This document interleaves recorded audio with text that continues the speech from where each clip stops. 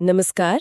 आज हम ईरान और इजराइल के बीच जो हाल में तनाव बढ़ा है उस पर एक गहरी नजर डाल रहे हैं। इजराइल ने हाल ही में ईरान के कुछ ठिकानों पर हमले किए जिसे ऑपरेशन राइजिंग लायन कहा गया, शायद अपनी ताकत दिखाने के लिए। हाँ, और जवाब में फिर ईरान ने भी यरूशलेम और तेल अवीव पर मिसाइलें दागी। उसे नाम दिया गया ऑपरेशन ट्रू प्रॉमिस 3। बिल्कुल। हमारे पास इसी विषय पर एक विस्तृत विश्लेषण है, ईरान इजराइल संघर्ष, कारण, प्रभाव और समाधान। तो चलिए इसी के आधार पर समझने की कोशिश करते हैं कि ये तनाव आखिर क्यों है, भारत पर इसका क्या असर हो सकता है और आगे क्या हो सकता है। बिल्कुल। देखिए, ये जो हाल की घटना है ना, ये दशकों पुराने तनाव की बस एक आप कह सकते हैं कड़ी है। इसके पीछे इतिहास है, विचारधारा है और भू राजनीति का एक बहुत ही उलझा हुआ जाल है। तो ये समझना जरूरी है कि ये क्यों हो रहा है और इसके मायने कितने गहरे हैं। तो इस दुश्मनी की शुरुआत कहाँ से देखें? क्या 1979 की ईरानी क्रांति एक बड़ा मोड़ था? हाँ, विश्लेषण तो यही कहता है कि 1979 एक बहुत ही निर्णायक मोड़ था। क्रांति से पहले शाह के समय में ईरान और इजराइल सहयोगी थे। अच्छा, सहयोगी थे। हाँ, लेकिन क्रांति के बाद ईरान एक इस्लामी गणराज्य बन गया और इजराइल का, आप कहिए, कट्टर विरोधी हो गया। अच्छा। और ये सिर्फ राजनीतिक बदलाव नहीं था, इसने पूरे क्षेत्र के जो शक्ति समीकरण थे उनको मजहबी आधार पर बदल दिया। शिया इस्लाम और यहूदी राज्य के बीच जो वैचारिक मतभेद हैं वो भी काफी गहरे हैं। और इसमें ईरान का हमास और हिजबुल्ला जैसे इजराइल विरोधी सशस्त्र समूहों को समर्थन देना। सशस्त्र समूहों को समर्थन, ये कितना अहम है? ये भी एक बहुत अहम पहलू है। देखिए, इजराइल इन समूहों को अपनी सुरक्षा के लिए एक सीधा खतरा मानता है, खासकर लेबनान और गाजा पट्टी से।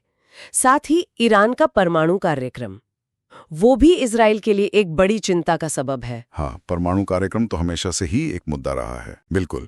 और विश्लेषण ये भी इशारा करता है कि JCPOA यानी ईरान परमाणु समझौते पर जो मतभेद हैं वो सिर्फ परमाणु चिंता नहीं है, वो शायद इस क्षेत्र में शक्ति संतुलन को नए सिरे से परिभाषित करने की इजराइल की एक गहरी रणनीति का भी हिस्सा हो सकता है। अच्छा, और सीरिया या यमन जैसे देशों में भी दोनों के हित टकराते हैं। अच्छा, तो इसका मतलब ये हुआ कि ये संघर्ष सिर्फ दो देशों के बीच का मामला नहीं है, पूरे क्षेत्र पर इसका असर है।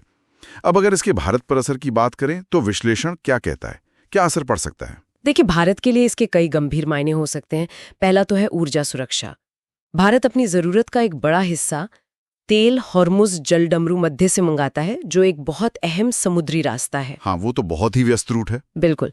तो यहाँ अगर तनाव बढ़ता है तो तेल सप्लाई में रुकावट आ सकती है, कीमतें बढ़ सकती हैं, महंगाई बढ़ सकती है और आर्थिक विकास पर भी बुरा असर पड़ सकता है। शेयर बाजार पर भी दबाव दिख सकता है। और खाड़ी देशों में जो इतने सारे भारतीय रहते हैं, उनकी सुरक्षा का सवाल भी तो है। बहुत बड़ा सवाल है।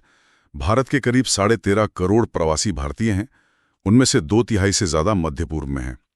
उनकी सुरक्षा सरकार के लिए एक बहुत बड़ी प्राथमिकता है। हाँ, हमने देखा है पहले भी कुवैत में, लीबिया, यूक्रेन में सरकार ने बड़े पैमाने पर लोगों को निकाला है। बिल्कुल, वो अनुभव है भारत के पास। रणनीतिक तौर पर क्या चुनौतियां हैं, जैसे चाबहार बंदरगाह या फिर आईमेक जैसे प्रोजेक्ट्स पर असर पड़ेगा? निश्चित रूप से। ईरान में जो चाबहार बंदरगाह परियोजना है, जो भारत को अफगानिस्तान और मध्य एशिया से जुड़ने के लिए अहम है, वो प्रभावित हो सकती है।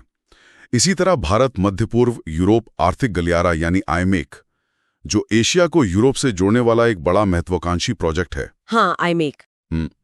उसमें भी अनिश्चितता के बादल मंडरा सकते हैं। लाल सागर में अगर जहाजों की आवाजाही में रुकावट आती है तो व्यापार महंगा होगा, अस्थिर होगा और कूटनीतिक स्तर पर भी भारत के लिए एक संतुलन साधना मुश्किल होगा, क्योंकि उसके इजराइल से भी अच्छे रिश्ते हैं और ईरान और खाड़ी देशों से भी। स्थिति वाकई बहुत उलझी हुई है। तो क्या विश्लेषण कोई समाधान भी सुझाता है, कोई रास्ता? हाँ, कुछ संभावित रास्ते बताए गए हैं। पहला है द्विराज्य समाधान, मतलब 2 स्टेट सोल्यूशन, यानी इजराइल और फिलिस्तीन का स्वतंत्र अस्तित्व।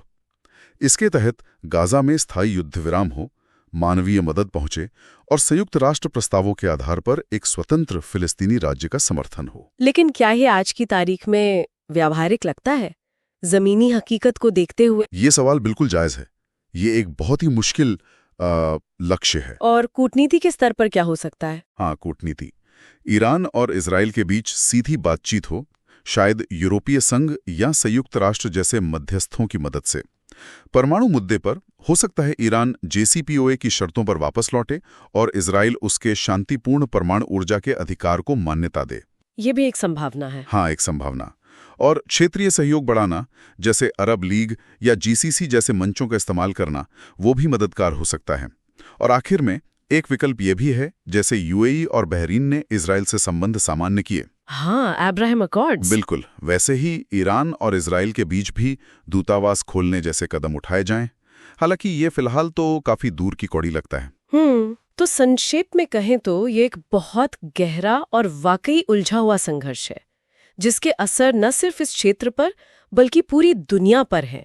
और भारत के लिए भी ऊर्जा, अर्थव्यवस्था से लेकर अपने नागरिकों की सुरक्षा तक कई चुनौतियां हैं। बिल्कुल, स्थायी शांति के लिए कूटनीति, परमाणु अप्रसार और आपसी समझ बढ़ाने के प्रयास, यही एकमात्र रास्ता नजर आते हैं। यहाँ एक बात सोचने पर मजबूर करती है, जब किसी संघर्ष की जड़ें इतिहास, विचारधारा और क्षेत्रीय हितों में इतनी गहरी हों, इतनी ज्यादा उलझी हुई हों, तो क्या बाहर से की जाने वाली कूटनीतिक कोशिशें तब तक सच में कामयाब हो सकती हैं जब तक कि इसमें शामिल देशों के अंदर से ही नजरिए में कोई बुनियादी बदलाव ना आए? ये एक सोचने वाली बात है।